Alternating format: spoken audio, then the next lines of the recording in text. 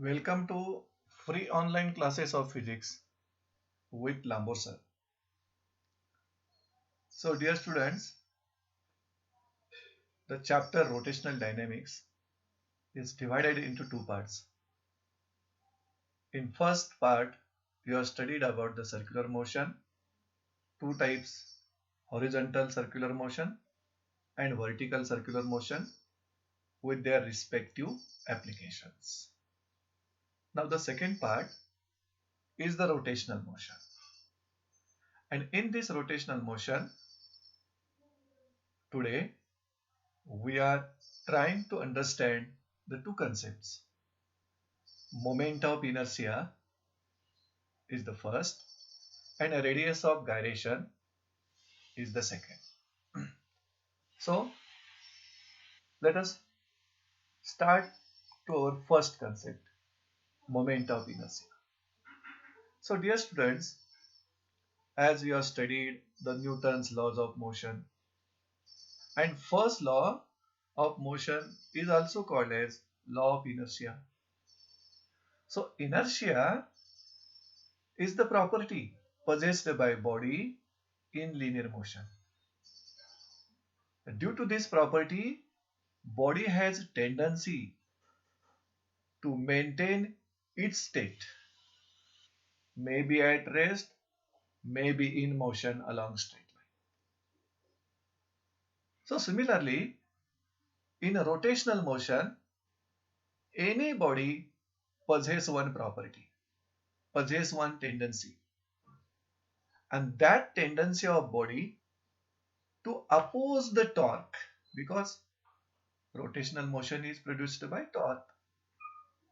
That property of body, tendency of body to oppose the torque,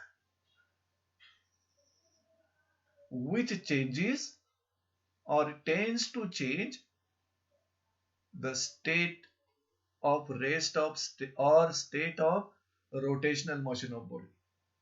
That tendency is called moment of inertia of body. So with this simple explanation, we will try to find what are the types of moment of inertia. So this one will explain you simple definition of moment of inertia. Simple. This moment of inertia is the tendency of body in a rotational motion to oppose the torque, which changes or tends to change its state of rest or state of rotational motion. In rotational motion, body has this property, moment of inertia, and there are three basic types of moment of inertia. First one is the mass moment of inertia, and this mass moment of inertia measures a distribution of mass of that body around the axis of rotation. And this moment of inertia is, mass moment of inertia is denoted by the symbol capital I. So first type, mass moment of inertia, it measures distribution of mass of an object about the given axis of rotation. आणि त्याला denote करण्यासाठी symbol capital I use केलेला आहे. Second type of moment of inertia is area moment of inertia, and this type reflects how body's points are distributed about the given axis of rotation. म्हणजे बॉडीचे जे different points आहेत त्यांचं axis of rotation भोवती कसं distribution झालंय ते explain तुम्हाला करायचं एरिया मोमेंट ऑफ इनर्शिया मध्ये सांगितलं जातं. आणि तिसरा जो टाइप आहे मोमेंट ऑफ इनर्शियाचा, this is the polar moment of inertia. What it does, the shafts or beams resistance to being distorted by torsion as a function of its shape. So these are the three types of moment of inertia, but second and third type is the extra information. It is not included in your syllabus. Only first type is in your syllabus. So as we are discussing about the moment of inertia, and we come to know that this moment of inertia is the tendency of body in rotational motion. Which tendency? To oppose the torque. Why that body in rotational motion is opposing torque? Because torque is changing its state of rotational motion. म्हणजे body rotational motion मध्ये असेल तर त्या बॉडीला त्या rotational motion मध्ये राहायची tendency आहे. आणि जो कोण ती रोटेशनल मोशनची टेंडन्सी चेंज करायला जाईल त्याला त्या बॉडीकडून अपोजिशन होणार. आणि त्या अपोजिशनला तुम्ही मोमेंट ऑफ इनर्शिया म्हणणार आहात. Simple meaning of moment of inertia. जसं की जर बॉडी लिनियर मोशन मध्ये असेल तर त्या बॉडीला लिनियर मोशन मध्ये राहायची टेंडन्सी असते. Body is not ready, not willingly to change its state in linear motion. मग ती स्टेट चेंज करण्यासाठी तुम्ही त्याच्यावर फोर्स अप्लाय करता. मग कदाचित स्टेट ऑफ रेस्ट मध्ये असेल बॉडी किंवा state of motion along straight line असेल. त्याच स्टेट मध्ये कंटिन्यू राहायचा प्रयत्न बॉडीचा असतो किंवा नॅचरल टेंडन्सी असते. आणि जर ह्या बॉडीची स्टेट तुम्ही चेंज करण्यासाठी फोर्स अप्लाय केला तर बॉडी करून अपोजिशन होतं. त्या अपोजिशनला बॉडीची इनर्शिया म्हटलं जातं लिनियर मोशन मध्ये. And dear friends, in linear motion the property possessed by body to oppose the force is measured in terms of mass of the body. म्हणजे कसं? तुम्हाला सर्वांना माहिती आहे, to move body in a linear direction we should apply force, and force applied on that body depends upon the mass of body. Greater the mass, larger will be the force because opposition is large. जेवढं बॉडीचं मास कमी असेल तेवढं तुम्हाला force कमी असेल लागेल, म्हणजेच बॉडीकडून अपोजिशन कमी होईल. याचाच अर्थ बॉडीनं ऑफर केलेली अपोजिशनची tendency is measured in terms of mass. पण हे लिनियर मोशन मध्ये. And mass is nothing but inertia. Greater the mass, greater will be the inertia. Smaller the mass, smaller will be the inertia, but in linear motion. म्हणजे ज्या बॉडीचं मास कमी असेल त्या बॉडीवर तुम्ही फोर्स अप्लाय केला तर बॉडीकडून अपोजिशन कमी होईल, म्हणजेच बॉडीची इनर्शिया कमी. जर बॉडीचं मास जास्त असेल, बिग असेल बॉडी, आणि त्याच्यावर जर तुम्ही फोर्स अप्लाय केला तर बॉडीचं अपोजिशन जास्त असेल, म्हणजेच बॉडीची इनर्शिया जास्त.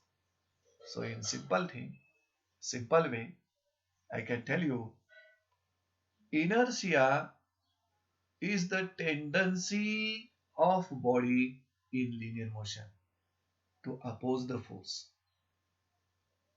And this tendency or property possessed by body in linear motion can be measured in terms of mass of that body. How it is measured then? Greater the mass, greater will be the opposition, greater will be the inertia. Like that, it is measured. So, we will try to find, does there any analogy between moment of inertia and mass? Because, as we have said, moment of inertia is the tendency of body in rotational motion to oppose the torque. And inertia is the tendency of body in linear motion to oppose the force. So is there any analogy between moment of inertia and mass, or moment of inertia and inertia? Certainly, we know that There are analogies between physical quantities in linear motion and physical quantities in rotational motion or circular motion. आणि त्या analogy तुम्ही circular motion topic मध्ये study केलंय. कारण तुम्हाला relation between linear displacement आणि angular displacement मिळालं. Relation between linear velocity आणि अँग्युलर व्हेलॉसिटी मिळालं. रिलेशन बिटवीन लिनियर ऍक्सलरेशन आणि अँग्युलर ऍक्सलरेशन मिळालं. अर्थातच लिनियर मोशन मधील displacement, velocity, acceleration are analogous to rotational motion मधील angular displacement, angular velocity, angular acceleration. म्हणजे जो रोल लिनियर डिस्प्लेसमेंटनं लिनियर मोशन मध्ये परफॉर्म केलाय तोच रोल अँग्युलर डिस्प्लेसमेंटनं रोटेशनल मोशन मध्ये म्हणजे सर्क्युलर मोशन मध्ये प्ले केलेला आहे. म्हणूनच आपण first part of this topic म्हणजे सर्क्युलर मोशन मध्ये analogies between quantities in linear motion and quantities in circular motion you have studied. After that, torque produces purely rotational motion and force produces linear motion. This is also we know. त्यामुळे torque in rotational motion is analogous to force in linear motion because torque is responsible for rotational motion and force is responsible for linear motion. Analogy is there. म्हणजे चार physical quantities आपल्याला मिळाल्या analogous. Linear motion मधील displacement, velocity, acceleration, force analogous to rotational motion मधील angular displacement, angular velocity, angular acceleration आणि torque. आता याच बरोबर लिनियर मोशन मधील मी तुम्हाला 3 एक्सप्रेशन सांगतो. पहिलं लिनियर मोमेंटमचं सांगू शकता कोणतं? P equal to mv. व्यवस्थित लक्ष द्या ह्या एक्सप्रेशन्स कडे. दुसरं कोणतं? फोर्सचं F इक्वल टू ma. तिसरं कोणतं पहा? Kinetic energy in linear motion म्हणजे translational kinetic energy. What is the formula? Half mv square. ही तिन्ही एक्सप्रेशन्स तुम्ही क्लिअरली एकदा बघून घ्या. Linear momentum equal to mass into velocity, force equal to mass into acceleration आणि kinetic energy equal to half mass into square of velocity. Can you notice one thing in the three expressions? Yes, all the three expressions includes mass as a common term. तिन्ही expression मध्ये मास हे common term म्हणून तिथं exist आहे. आणि mass is measure of inertia in linear motion, isn't it? मग आता या एक्सप्रेशन मधील व्हेलॉसिटीला एनालॉगस रोटेशनल मोशन मध्ये अँग्युलर व्हेलॉसिटी आहे. ऍक्सलरेशनला एनालॉगस रोटेशनल मोशन मध्ये अँग्युलर ऍक्सलरेशन आहे. मग त्याबरोबर मास ह्या टर्मला एनालॉगस रोटेशनल मोशन मध्ये क्वांटिटी आहे की नाही? शुड बी देअर बिकॉज व्हेलॉसिटीला एनालॉगस अँग्युलर व्हेलॉसिटी आहे. ऍक्सलरेशनला एनालॉगस अँग्युलर ऍक्सलरेशन आहे. त्यामुळं मास या क्वांटिटीला एनालॉगस रोटेशनल मोशन मध्ये क्वांटिटी असली पाहिजे आणि ती म्हणजेच मोमेंट ऑफ इनर्शिया. अर्थातच इथं आपण इतकं क्लिअर करू शकलो की analogy exist between moment of inertia and mass. Analogy means similarity. So, in order to have rotational analog of these expressions, म्हणजे ह्या एक्सप्रेशनचा linear momentum, force, kinetic energy या 3 एक्सप्रेशनचा जर रोटेशनल मोशन मध्ये एनालॉग घ्यायचा असेल, रोटेशनल मोशन साठी ही expressions तुम्हाला लिहायची असतील, तर we need for the replacement of mass. कारण त्या रोटेशनल मोशन मध्ये तुम्ही मास ऍज इट इज यूज करू शकणार नाही. त्या मासची रिप्लेसमेंट करणारी तुम्हाला एक फिजिकल क्वांटिटी लागेल.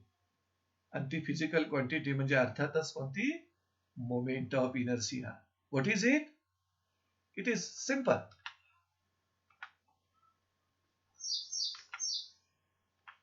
Yes, in rotational motion, body has tendency to oppose the torque,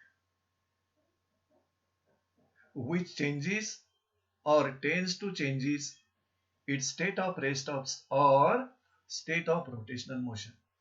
म्हणजे रोटेशनल मोशन मध्ये बॉडी जवळ एक टेंडन्सी आहे टॉर्कला अपोज करायची, जे टॉर्क त्या बॉडीची स्टेट चेंज करतो. And this property of body म्हणजे अपोजिशनची प्रॉपर्टी बॉडीची in rotational motion is measured by one physical quantity. आणि त्या फिजिकल क्वांटिटीला तुम्ही एक तर रोटेशनल इनर्शिया म्हणू शकता, किंवा मोमेंट ऑफ इनर्शिया म्हणू शकता, किंवा मास मोमेंट ऑफ इनर्शिया म्हणू शकता, म्हणजे पहिला type. So in this way we got analogous physical quantity in rotational motion to the mass in linear motion. कारण लिनियर मोशन मध्ये बॉडी जवळ टेंडन्सी असते टू अपोज द फोर्स, की जो त्या बॉडीची स्टेट चेंज करतो किंवा tends to change the state. आणि ती प्रॉपर्टी लिनियर मोशन मध्ये आहे, is measured by one physical quantity called as inertia. And that inertia is measured in terms of mass of body. त्यामुळे greater the mass, greater will be the inertia, greater will be the opposition. असं तुम्ही तिकडे समजावून घेतलं. आता आपण rotational motion मध्ये particular आलोय म्हटल्यानंतर त्या रोटेशनल मोशन मध्ये मासला अनालॉगस असणारी फिजिकल क्वांटिटी आपण शोधून काढली. त्याचं नाव आहे मोमेंट ऑफ इनर्शिया. आता त्याचं मेजरमेंट करायचं आहे आपल्याला. इनर्शियाचं मेजरमेंट केलं directly equal to mass of the body. पण मोमेंट ऑफ इनर्शियाचं मेजरमेंट करताना आपल्याला फक्त त्या बॉडीचं मास घ्यावं लागेल, की आणखी कुठला एखादा फॅक्टर त्याला कन्सिडर करावा लागतो, तो आपण स्टडी करून घेऊया. For that purpose, we will consider this example. आणि या एक्झाम्पल मध्ये ही जी डायग्राम तुम्ही बघता, this one is the object, ज्याचा मास m आहे, आणि हा त्याचा मोशनचा पाथ आहे, स्ट्रेट आहे.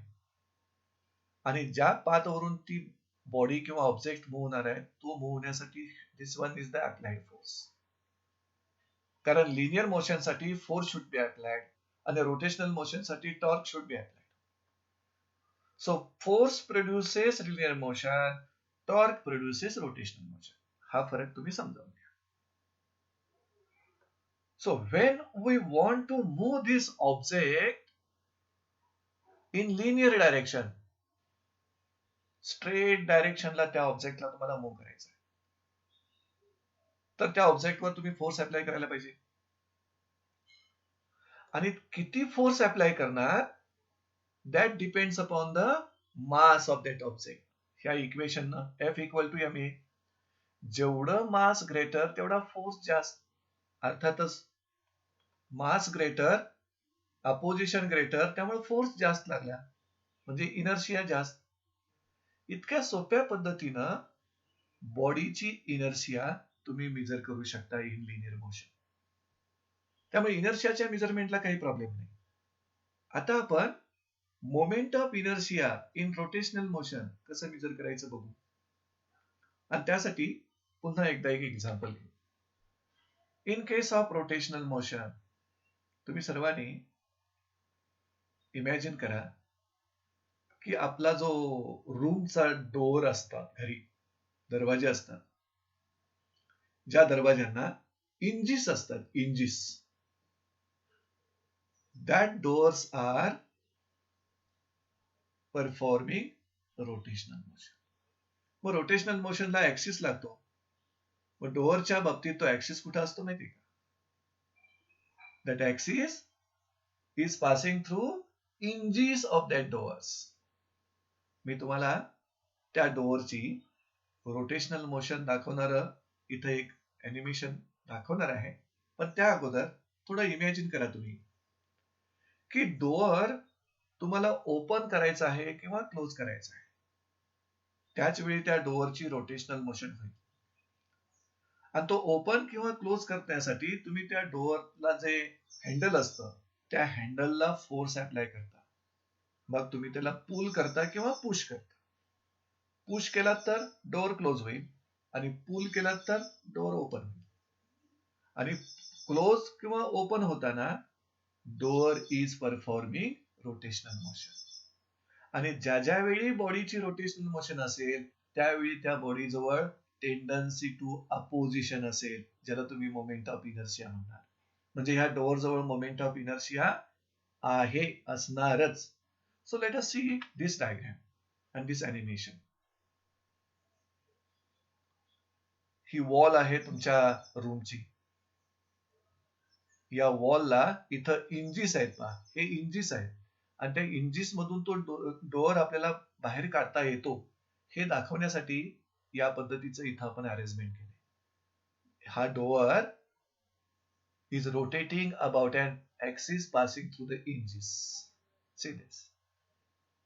मग तो डोअर इथं ओपन पण होतोय, डोअर क्लोज पण होतोय. त्या डोअरला आपण इंजिस मधून सेपरेट पण करू शकतोय. हे दाखवण्याचा उद्देश एवढाच आहे की ह्या रोटेशनल मोशनचा जो ऍक्सिस आहे म्हणजे त्या इंजिस मधून पास होतो. आणि ह्या डोअरची रोटेशनल मोशन होते हे तुम्ही मान्य करता. ती रोटेशनल मोशन होण्यासाठी त्या डोअरला जे तुम्ही हँडल यूज केलेलं असतं त्या हँडलच्या मदतीनं ओपन किंवा क्लोज करत असता. म्हणजे तिथं तुम्ही फोर्स अप्लाय करत असता. मग इथं आपल्याला त्या डोअरला असणारं अपोजिशन म्हणजे मोमेंट ऑफ इनर्शिया कसं मेजरमेंट करायचं त्यासाठी आपण प्रयत्न करूया. How it can be measured. The efforts needed to rotate an object म्हणजे डोअर कशावर डिपेंड असेल बघा. म्हणजे तुम्ही जो एफर्ट करताय हँडलला पकडून ओपन करायचं किंवा क्लोज करायचं, तो एफर्ट कशावर डिपेंड असेल? अर्थातच I think it will depend upon the mass of that door. डोअरचं मास एकदमच कमी असेल, हलकं असेल तर तुम्ही सहजासहजी त्याला ओपन किंवा क्लोज करू शकता. आणि सेकंड कशावर डिपेंड आहे हे जरा बघा, हे महत्वाचं आहे. हे पहा मुलांनो, तुम्ही इथं हँडल बसवलेलं असतं एकदम ह्या आउटर एजला.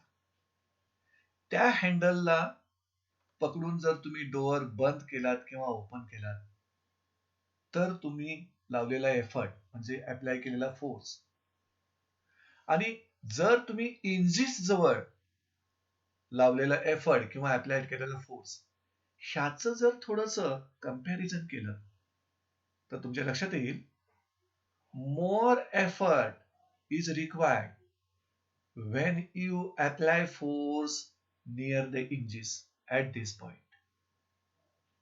More efforts is needed. And very small effort is needed when we apply force near its outer edge. म्हणजे इंजिस पासून फार अंतरावर हँडल जवळ तुम्ही जर एफर्ट लावलात तर तुम्हाला कमीत कमी एफर्ट लावायला लागेल. म्हणजे हा पॉइंट कसा कन्सिडर करायचा?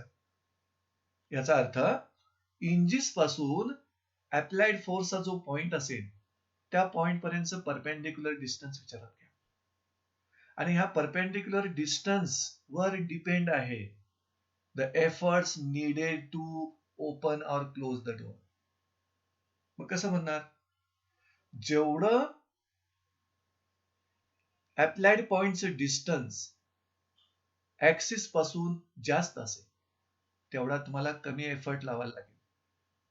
आणि जसजसं अप्लाइड पॉइंटचं डिस्टन्स ऍक्सिस पासून कमी कमी कमी कमी होत येईल तसं तसं तुम्हाला अप्लाय केलेला करावा लागणारा एफर्ट जास्त असेल. मग हा अप्लाय केलेल्या एफर्टचं डिस्टन्स कसं विचार करायचं पहा. Serious. Efforts needed to rotate the door depends first upon mass of the door, no problem. And second depends upon perpendicular distance from the axis of rotation where we apply the point. म्हणजे ज्या पॉइंटला तुम्ही effort लावता त्या पॉइंटचं axis पासूनचं perpendicular distance वर depend आहे. याचा अर्थ जी रोटेशनल मोशन परफॉर्म होते बॉडीची त्या रोटेशनल मोशन ला लागणारा एफर्ट जो आहे तो एफर्ट दोघांच्यावर डिपेंड आहे. पहिलं मास ऑफ दॅट ऑब्जेक्ट आणि सेकंड पॉइंटचं डिस्टन्स. ज्या ठिकाणी तुम्ही फोर्स अप्लाय केले ना त्या पॉइंटचं distance from axis of rotation. मग अर्थातच रोटेटिंग बॉडी जवळ टॉर्कला अपोज करायची जी काही टेंडन्सी आलेली आहे ती टेंडन्सी ह्या दोघांच्यावर डिपेंड असणार. मासवर आणि पॉइंट ऑफ ऍप्लिकेशनच्या डिस्टन्सवर ऍक्सिस पासून. म्हणजेच जर तुम्ही प्रॉडक्ट घेतला बॉडीच्या मासचा आणि स्क्वेअर ऑफ डिस्टन्सचा, हे स्क्वेअर ऑफ डिस्टन्स कुठलं? पॉइंट ऑफ ऍप्लिकेशन ऑफ फोर्सचं distance from axis, perpendicular distance याचा स्क्वेअर घेतला आणि तो स्क्वेअर डिस्टन्सचा आणि बॉडीचं मास ह्यांचा प्रॉडक्ट घेतला तर तो product give us mass moment of inertia which is also called as moment of inertia, which is also called as rotational inertia. कारण रोटेशनल मोशन मध्ये हे अपोजिशन असतं म्हणून it is called as rotational inertia. So in this way you can measure tendency of body to oppose the torque in rotational motion can be measured in terms of one product of mass of body and square of distance from the axis of rotation. त्या पॉइंटचं आणि axis या दोघांच्या मधल्या डिस्टन्सचा square. आता असा अर्थ झाला rotational motion मध्ये तुम्हाला जी क्वांटिटी मिळाली analogous to mass in linear motion ती कोणती? Moment of inertia. And that moment of inertia what includes? It includes not only mass of that object, it includes not only mass of that object, but also it takes care of distance wise distribution of mass. म्हणजे त्या डोअरचं जे total mass आहे त्या total मासचं axis of rotation पासून झालेलं distribution. जसं axis पासून तुम्ही हँडलकडे शिफ्ट व्हाल तसं मास डोअरचं मासच्या डिस्टन्सचं डिस्ट्रीब्युशन डिस्टन्स इन्क्रीज होत जाईल. So the quantity analogous to mass, quantity in rotational motion, okay, analogous to mass in linear motion म्हणजे कोणती? Moment of inertia. What it includes? Not only mass but also takes care of distance wise distribution of mass around the axis of rotation. आणि ते तुम्हाला या फॉर्म्युल्यामध्ये दिसतं.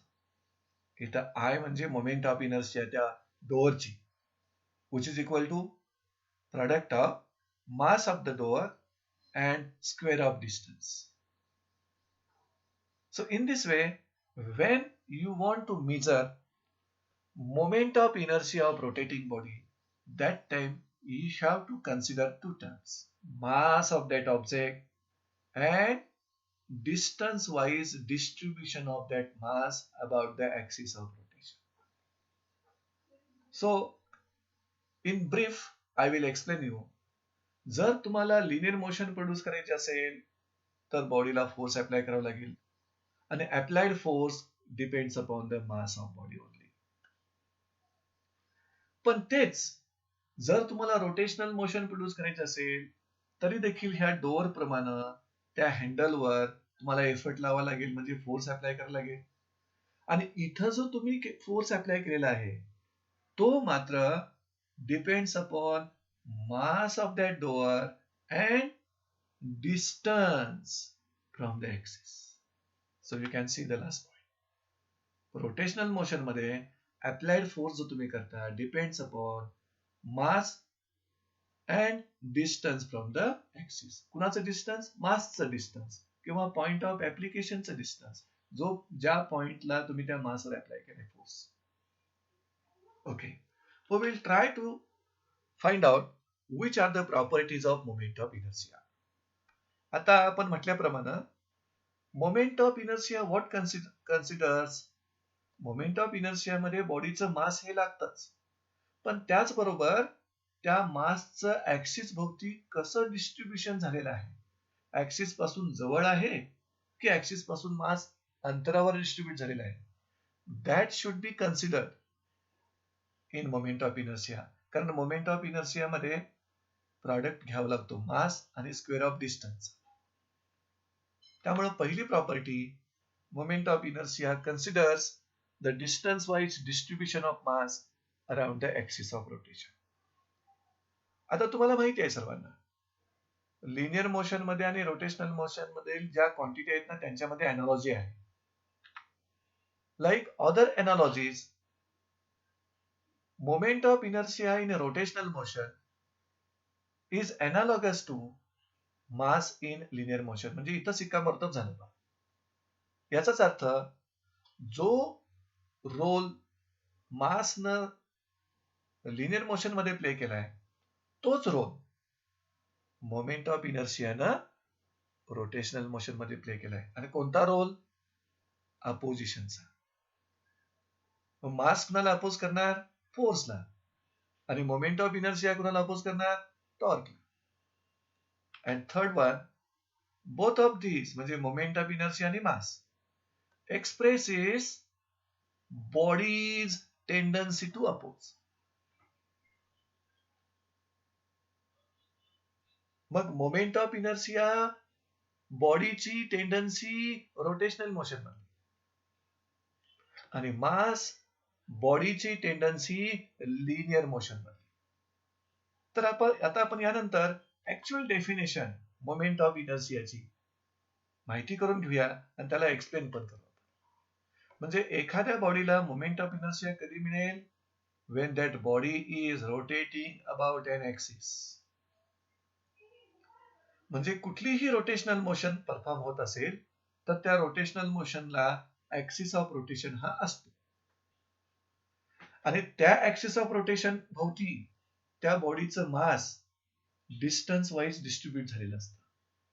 काही बॉडीची particles ऍक्सिसच्या जवळ असतात, काही मीडियम डिस्टन्सवर असतात आणि काही एकदम लार्ज डिस्टन्सवर असतात. आणि ही पार्टिकल्स बॉडी ज्यावेळेला रोटेट होईल त्यावेळी बॉडी भोवती फिरताना स्वतःची मात्र सर्क्युलर मोशन परफॉर्म करतात. म्हणजे प्रत्येक पार्टिकलच्या सर्क्युलर मोशनची रेडियस वेगळी वेगळी असतात. So distance wise distribution of मास बॉडीचं झालेलं असतं when that body is rotating about an given axis. त्यामुळं तुम्ही एखाद्या बॉडीची मोमेंट ऑफ इनर्शिया डिफाइन करताना you should define like this. Moment of inertia of body about a given axis of rotation is defined as, how it is defined? Sum of the products. आता कुणाचा सम? तर प्रॉडक्टचा. Products कुणाचे? पहा, products of the mass of each particle and the square of its distance from the axis of rotation. पाठीमागच्या slide वरचा formula आठवा. Door होतं, त्याचं मास समजा m आणि पॉइंट ऑफ ऍप्लिकेशनचं जे डिस्टन्स होतं ऍक्सिस पासून ते r होतं, ते r स्क्वेअर घेतला. म्हणजे तिथं प्रॉडक्ट घेतलात ना मासचा आणि स्क्वेअर ऑफ डिस्टन्सचा. आता जर तुम्ही एखादी बॉडी घेत असाल तर ती body n number of particle पासून बनलेली असते. मग त्यातील प्रत्येक पार्टिकलचं मास आणि त्या पार्टिकलच्या ऍक्सिस पासूनचं डिस्टन्स ह्याचा विचार करावा लागेल. मग एका पार्टिकलची मोमेंट ऑफ इनर्शिया लिहायचं असेल तर मास इंटू स्क्वेअर ऑफ डिस्टन्स. दुसऱ्या पार्टिकलची मोमेंट ऑफ इनर्शिया लिहायची असेल तर मास into square of distance, like that. आणि त्या प्रॉडक्टची सम करायची म्हणजे तुम्हाला त्या बॉडीची टोटल मोमेंट ऑफ इनर्शिया मिळेल. आणि तेच डेफिनेशन मध्ये मिनिंग येतं पहा. Moment of inertia of body about given axis of rotation is defined as sum of the products. आता products कुणाचे पहा, mass of each particle and square of each distance from the axis of rotation. आपण काय करू, ही definition explain करू. आणि explain करण्यासाठी आपल्याला एक रोटेटिंग बॉडी कन्सिडर करावी लागेल. आणि ती बॉडी रोटेटिंग जी आहे ती पहा मी इथं डायग्राम मध्ये दाखवली. See this diagram. ही जी बॉडी आहे ही समजा हॉरिझॉन्टल प्लेन मध्ये आहे, कुठल्याही शेपची आहे पण रिजिड बॉडी आहे. आणि रिजिड बॉडी म्हटल्यानंतर can be considered as a system of n particles and this body is rotating about this axis. हा जो रेड कलर न दाखवलाय ना arrow, this is your axis of rotation and this axis is passing through point O. आणि तो axis या बॉडीच्या प्लेनला परपेंडिक्युलर आहे. आणि बॉडीची रोटेशनलचा जो सेन्स आहे तो अँटी क्लॉकवाईज आहे. मग जर या बॉडीची रोटेशनल मोशन या ऍक्सिस भोवती होत असेल तर बॉडीची जी काही डिफरंट पार्टिकल्स आहेत त्या पार्टिकलचं डिस्टन्स वाईज डिस्ट्रीब्युशन झालेलं आहे. बघा ना, m1 हे पार्टिकल जे आहे ते r1 डिस्टन्सवर आहे ऍक्सिस पासून, m2 आहे ते r2 डिस्टन्सवर आहे, m3 आहे ते r3 डिस्टन्सवर आहे आणि mn पार्टिकल आहे ते rn डिस्टन्सवर आहे. म्हणजे बॉडीचं टोटल मास मात्र सेमच असणार. पण ऍक्सिस ज्यावेळेला तुम्ही कन्सिडर करता त्यावेळेला ऍक्सिस भोवती त्या मासचं डिस्ट्रीब्युशन डिस्टन्स वाईज झालेलं आहे. सगळीच पार्टिकल्स सेम डिस्टन्सवर नाही. म्हणून मोमेंट ऑफ इनर्शियाचं मेजरमेंट करताना फक्त बॉडीचं मास घ्यायचं नाही तर distance wise distribution of mass from the axis you have to consider. So to explain this concept, m1, m2, m3 and mn पार्टिकलची मासेस असतील. मग r1, r2, r3, rn ही काय असतील? ऑफकोर्स त्या पार्टिकलची डिस्टन्सेस असतील. कुणापासून? ऍक्सिस ऑफ रोटेशन पासून. isn't it? मग जर ही बॉडी रोटेट होत असेल ऍक्सिस भोवती तर त्या बॉडी जवळ टेंडन्सी असणार, प्रॉपर्टी असणार. कोणती tendency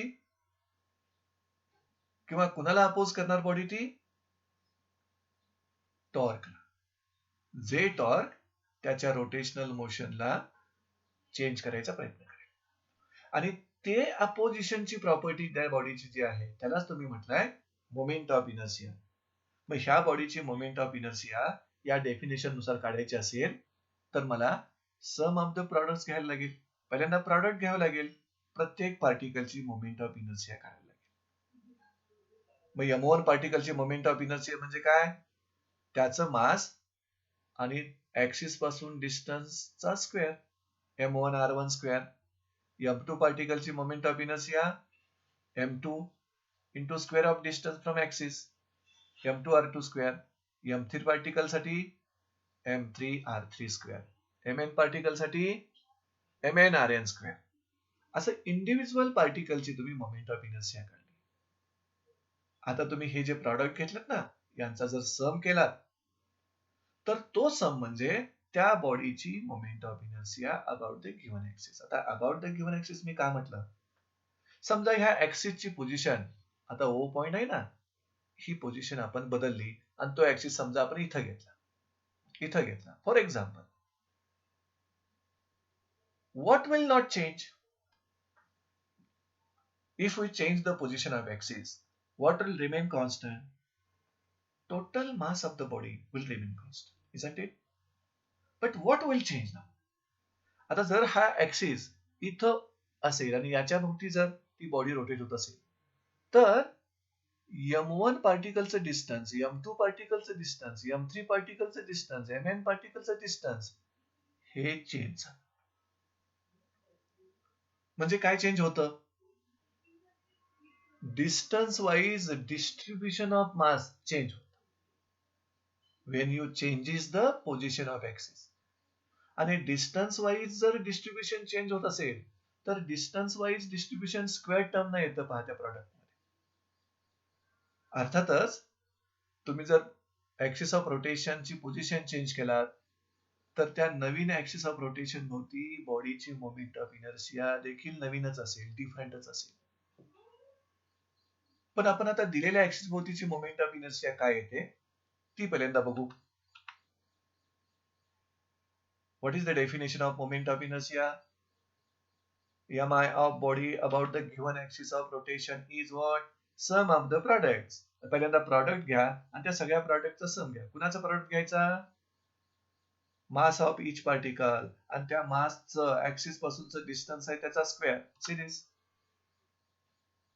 first product, second product, third product, n product आणि या सगळ्या प्रॉडक्टचा सम घेतला.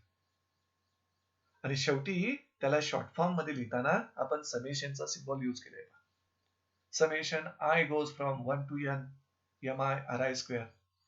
आता या समेशन मध्ये I इक्वल टू 1 सबस्टिट्यूट केला तर इथं काय होईल? mi ri स्क्वेअर समेशन आहे म्हटल्यानंतर sorry I equal to 1 substitute केलं तर काय होणार? m1 r1 स्क्वेअर प्लस म्हणजे असं इथं का प्लस समेशन आहे.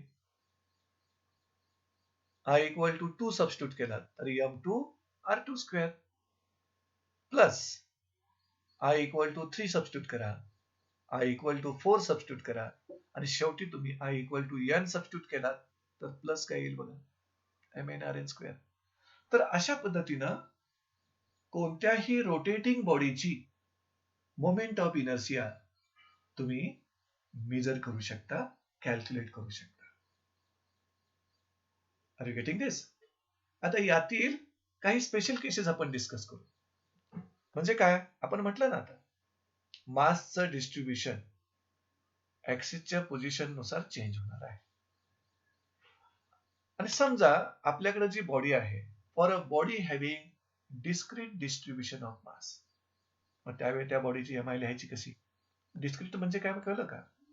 त्या बॉडीचं जे काय मास आहे ती बॉडी ज्या पार्टिकल पासून बनलेली आहे त्या पार्टिकल्सना तुम्हाला काउंटिंग करता येत असेल तर ते डिस्ट्रीब्युशन हे डिस्क्रीट डिस्ट्रीब्युशन असतं. त्यावेळी मोमेंट ऑफ इनर्शिया समेशनच्या फॉर्म मध्ये लिहायचं. I equal to summation I goes from 1 to n mi ri square. Got it? Summation म्हणजे सम ऑफ द प्रोडक्ट.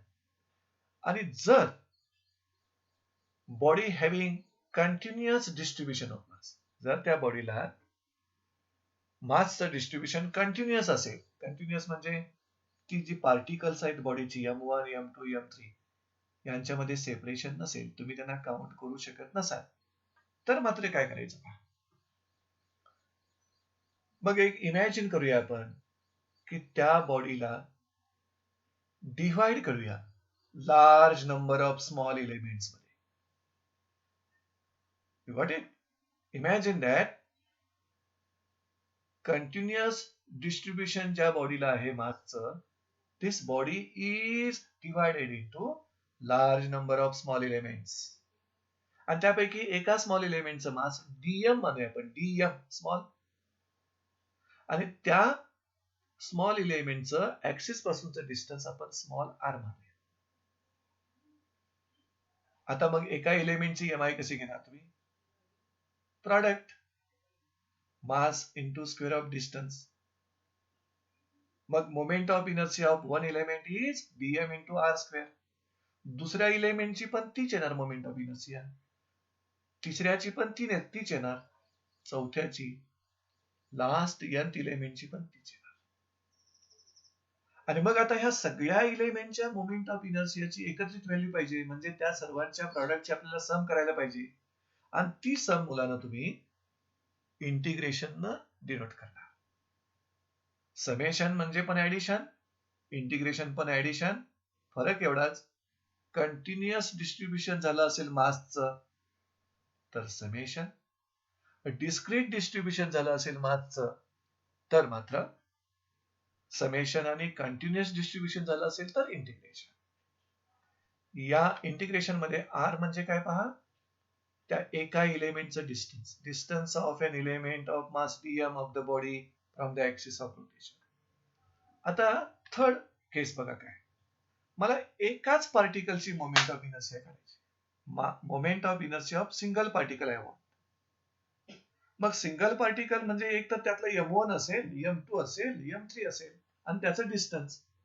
मग मला पार्टिकलचं मास माहिती असेल आणि ऍक्सिस पासून त्याचं डिस्टन्स माहिती असेल, तर सिंगल पार्टिकलची मोमेंट ऑफ इनर्शिया प्रॉडक्ट येणार त्या दोघांचा, mass into distance square series. So moment of inertia of single particle I equal to product mass into distance square. आणि या फॉर्म्युल्यावरून मोमेंट ऑफ इनर्शियाचे SI युनिट काय सांगू शकाल का बघा. मास साठी किलोग्रॅम आणि डिस्टन्स साठी metre square, so kg metre square. आणि डायमेन्शन्स पण काय लिहिता येतील मग, m1 l2 t0. आता एक तुम्हाला यातला पॉइंट लक्षात ठेवावा लागेल. कोणता पॉइंट माहितीये, रोटेटिंग बॉडी तुम्ही विचारात घेतला तर ऍक्सिस कुठेतरी असतो बॉडीचा. आणि मगाशी मी सांगितलेल्या पद्धतीनं जर ऍक्सिसची पोझिशन आपण बदलली, बॉडी तीच, फक्त ऍक्सिसची पोझिशन आपण बदलायची. What happens, does the total mass of that body will change? No, body is same. Then what will change? Yes, distance-wise distribution of each particle will change. म्हणजे when we changes the position of axis of rotation, axis of rotation भोवती झालेलं मासचं distribution आहे ना, that will also change. मग moment of inertia बॉडीची same राहणार की change होणार? Of course moment of inertia will also change. म्हणजे आपण असं आता फायनल स्टेटमेंट देऊ शकता, as the distribution of mass of the body changes with the position of axis of rotation. हे तुम्हाला मान्य आहे. mi of body is different for different axis of rotation. म्हणजे बॉडी एकच जरी असली तर जर तुम्ही वेगवेगळ्या ऍक्सिस भोवती त्याला फिरवत असाल, रोटेट करत असाल, तर प्रत्येक ऍक्सिस भोवती त्या बॉडीची mi डिफरंटच असणार. Okay, I am satisfied that you have got the concept, clear and good concept of moment of inertia. आणि फायनली एवढंच लक्षात ठेवा, इनर्शिया लिनियर मोशन मधली टेंडन्सी आहे, moment of inertia rotational motion मधली टेंडन्सी आहे. कशाचं? अपोजिशनची. इनर्शिया फोर्सला अपोज करणार, मोमेंट ऑफ इनर्शिया टॉर्कला अपोज करणार. मग इनर्शियाचं डायरेक्ट मेजरमेंट मासमुळे होतं, पण मोमेंट ऑफ इनर्शियाचं डायरेक्ट मेजरमेंट मासनं होत नाही. मास बरोबरच तुम्हाला डिस्टन्स वाईज डिस्ट्रीब्युशन घ्यावं लागतं तुम्हाला मास पार्टिकल्स ऍक्सिस पासून. आता आपण काय करू, ह्या मोमेंट ऑफ इनर्शियाचा जर आपल्याला कन्सेप्ट समजत असेल, समजला असेल, तर त्या मोमेंट ऑफ इनर्शियाचं सिग्निफिकन्स काय आहे ते बघूया. And to understand the significance of moment of inertia आपण काही एनालॉगस एक्सप्रेशन्स विचारात घेऊ, लिनियर मोशन मधील एक्सप्रेशन्स आणि त्याची एनालॉगस रोटेशनल मोशन मधली एक्सप्रेशन्स. आणि त्यासाठी मी एक टेबल फॉर्म केलाय पाहिजे.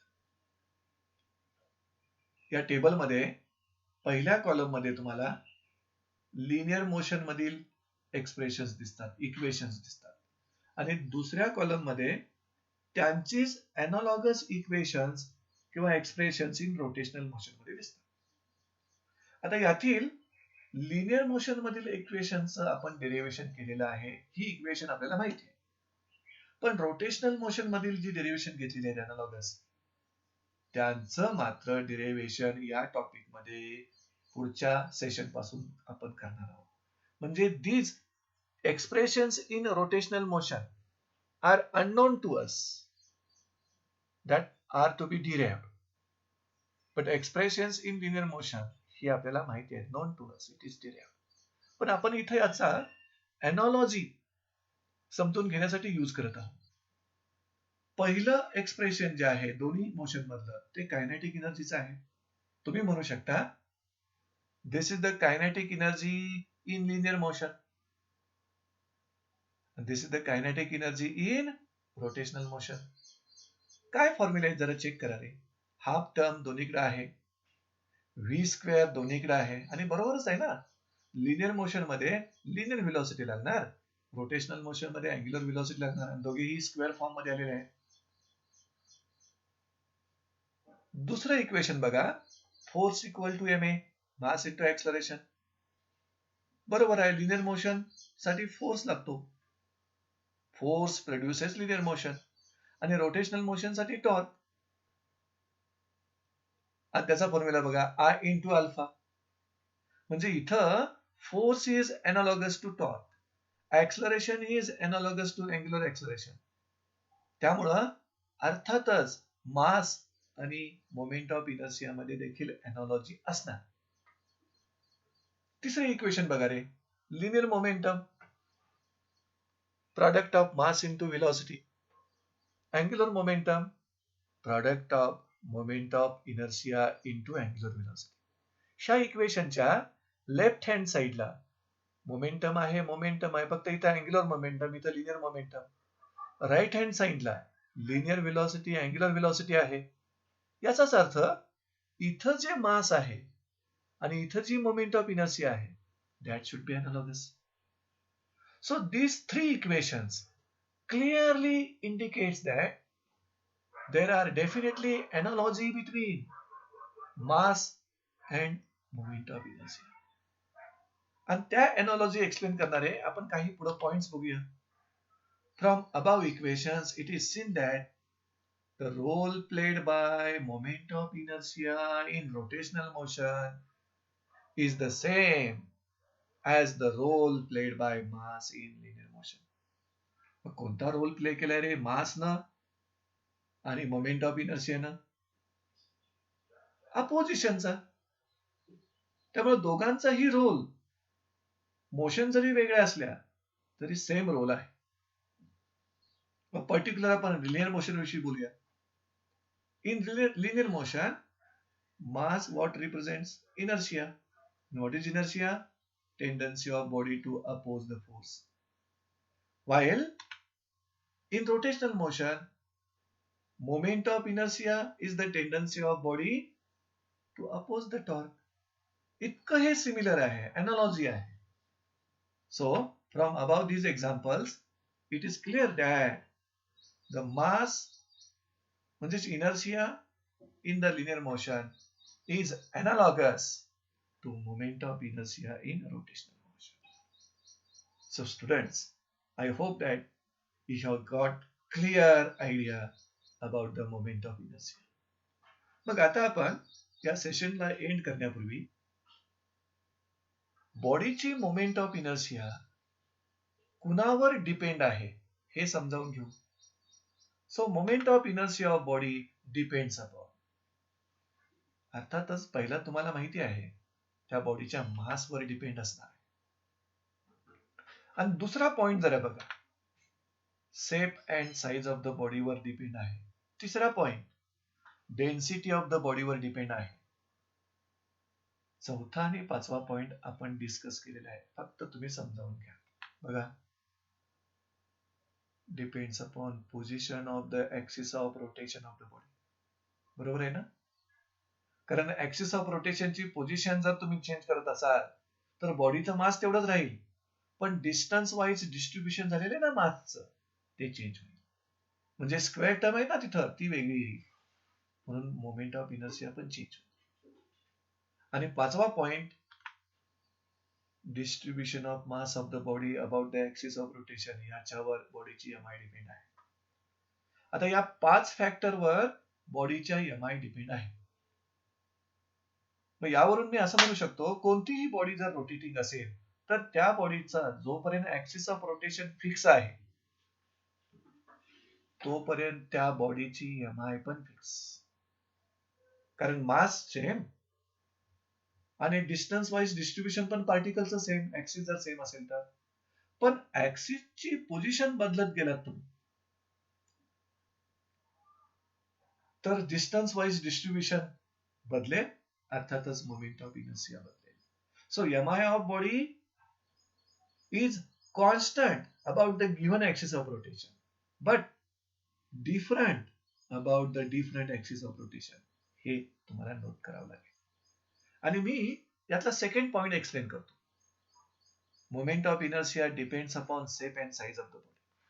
आणि यासाठी मी दोन स्पेरिकल बॉडी विचारात घेतो. एक सॉलिड स्पियर आहे आणि दुसरा हॉलो स्पियर आहे. आणि हे हॉलो आणि सॉलिड स्पियर म्हणजे काय करतो, सॉलिड स्पियर हा लेदर बॉल आहे, लेदर बॉल क्रिकेटचा, आणि हॉलो स्पियर हा टेनिस बॉल आहे. तुम्हाला माहिती आहे ह्या दोन्ही ही स्पेरिकल बॉडी आहे. आणि या दोघांचं सेम काय आहे तर दोघांचंही मास सेम आहे. लेदर बॉल जेवढ्या मासचा आहे तेवढ्याच मासचा टेनिस बॉल आहे. आणि दोन्हीही बॉलला तुम्ही आता रोटेट करणार आहात सेम ऍक्सिस भोवती, जो त्यांच्या सेंटर मधून पास होईल.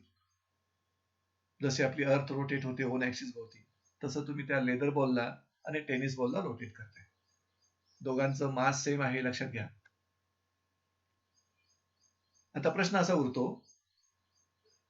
की दोघांनाही रोटेशनल मोशनमुळे मोमेंट ऑफ इनर्शिया प्राप्त झाली असेल. दोघांचा शेप सेमच आहे, spherical. Will be the size same. काय वाटतं तुम्हाला? लेदर बॉल, टेनिस बॉल एका शेपचे आहेत, स्पेरिकल, एकाच मासचे आहेत. मग साईज सेम असेल का दोघांची? असणार नाही. लेदर बॉल कमी साईजचा असेल, कमी रेडियसचा असेल, आणि टेनिस बॉल मोठ्या रेडियसचा असेल.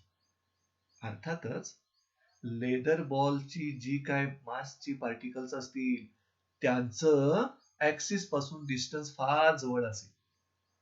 आणि टेनिस बॉल साईज मोठी असल्यामुळं टेनिस बॉलची जी पार्टिकल्स आहेत, मासची पार्टिकल्स आहेत, त्यांचं ऍक्सिस पासून डिस्टन्स फार जास्त असेल. मग इथं मोमेंट ऑफ इनर्शिया दोघांची सेम येणार का डिफरंट येणार? डिफरंट येणार, जरी दोघांची मास सेम आहे. कुणावर डिफरंट आली? Who is responsible for having different moment of inertia? Yes, responsible is the distance wise distribution of mass. Leather ball मध्ये म्हणजे सॉलिड स्पियर मध्ये मासची पार्टिकल्स ऍक्सिसच्या व्हेरी क्लोज आहेत, आणि टेनिस बॉल मध्ये मासची पार्टिकल्स ऍक्सिस पासून फार हवे आहेत. त्यामुळे स्क्वेअर टर्म टेनिस बॉल मध्ये जास्त व्हॅल्यूच्या येतील. अर्थातच टेनिस बॉलची moment of inertia will be greater than moment of inertia of leather ball. So this is the effect of shape and size of body on the moment of inertia. In the next session, in the next lecture, we will study the next concept, a release of gyration. So I hope you understand quite clearly today's concept, the moment of inertia. So with this, we will stop today's lecture. Thank you, students.